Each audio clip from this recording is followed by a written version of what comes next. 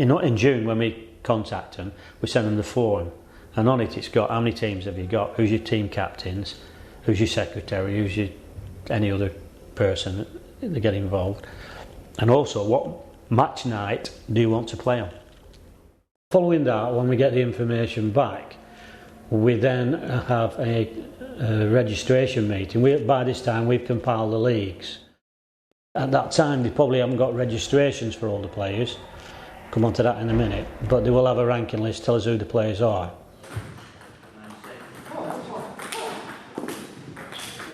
The ranking is whatever the ranking was in the previous season, and then you usually have one or two players that you need to guess at a bit, because maybe a team's got promotion and you don't know how they're going to fare in the higher division or the lower division if they've got relegation, and then you just guess basically.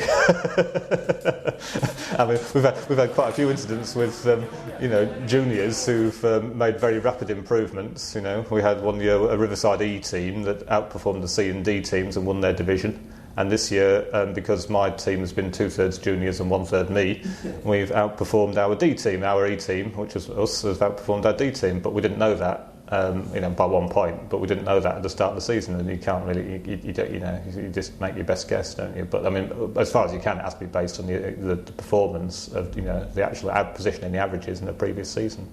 A ranking list will take care of itself. The averages, the percentage won by each player, will place them in that appropriate ranking. I mean, your two issues are that teams like to form or can form a unit, really, where there's 3, 4, 5 people who get on well. They have a team spirit, and you don't want to break that up without good reason. And I have exactly the same, I'll not say problem, but the same situation where myself and the two other chaps in our team, we have now been the B team for many, many years now. Those are the two chaps will sometimes play for the A team. And then the other issue is if breaking it up also means somebody dropping down a division, generally speaking, players are not keen to drop down to a lower division because they're playing at a lower standard, and it's not good for to maintain their own level of play. So it would be. But I wouldn't be afraid to actually raise the question, but I wouldn't raise it in a way where I said, I'm going to impose this on you and say, we really must have. Player X has really got to play for the team C.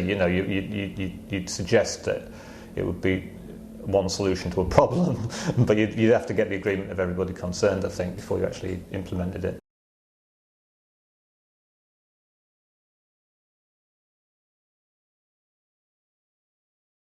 We have to be slightly flexible because some teams have been playing together, especially in the lower divisions, for years and years and years, and they're playing just to enjoy it. If something is really out of place and they may, it's a player is way below what it should be, we would then have a look at it as a match registration committee. And what can you do if you get a ranking list in where you think the player's in too low a team? What we do in that position, we start a player for a particular team. He could play for the B team, but we think he's too strong and he's far the best player in the club. We would then rank him for the first team, and he could only play for the first team. It's not a super league. We try to be fair. It is competitive, but we do try to make it enjoyable. People play to enjoy, and that's what we like to promote.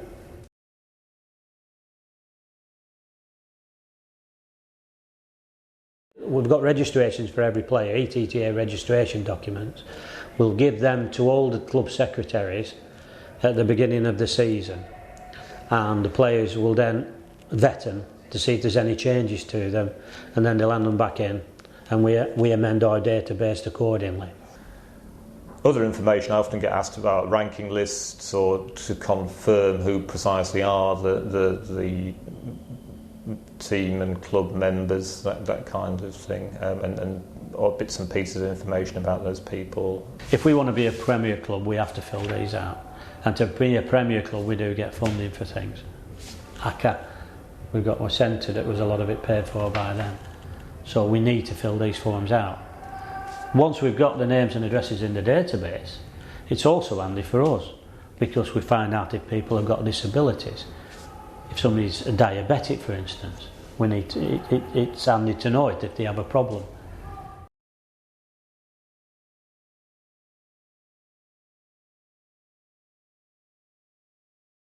Nowadays we don't actually use a handbook, we have a leaflet. The handbook itself is on the web, so it saves the league money.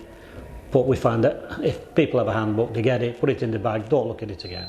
But if the leaflets are knocking about the office and anybody wants one, they can have one. So we make sure every player's got one and there's plenty of spare. And we put them in the notice board as well. So this tells them who they're playing, when they're playing and who the league secretaries are.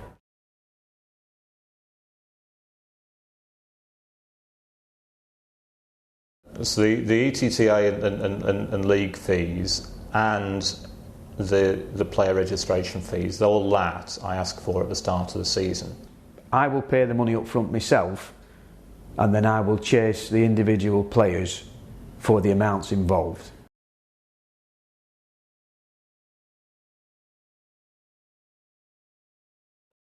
The Treasurer has a matrix which he sends out to every club secretary.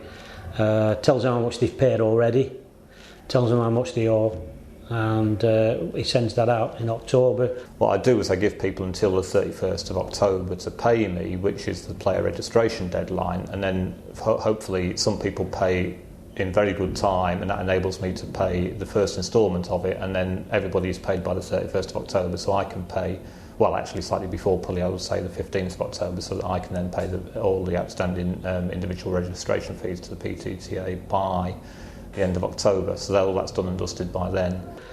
He also sends out a November fees for the first half of the playing season for the clubs that actually play at the centre.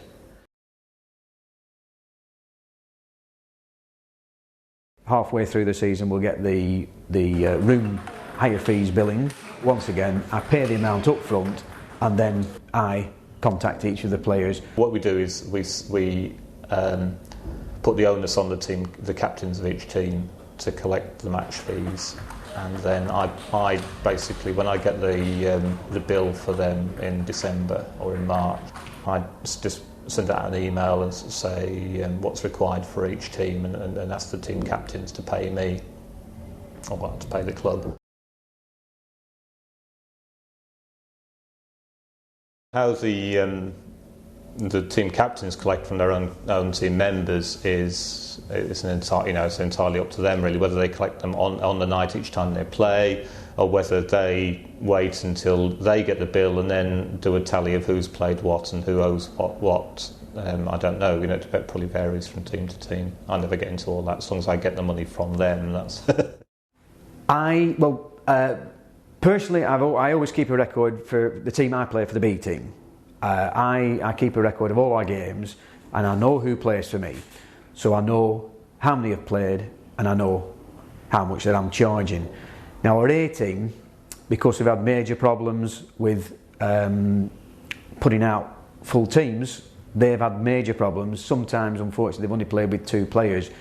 Now when I get the room fees for our A team, they don't divide it, they just simply halve it, or pay the same. 3 of them will maybe pay the same amount each, or in some cases, like it's been in the second half of the season, they've played only with 2 for many games, so they'll just halve that between themselves.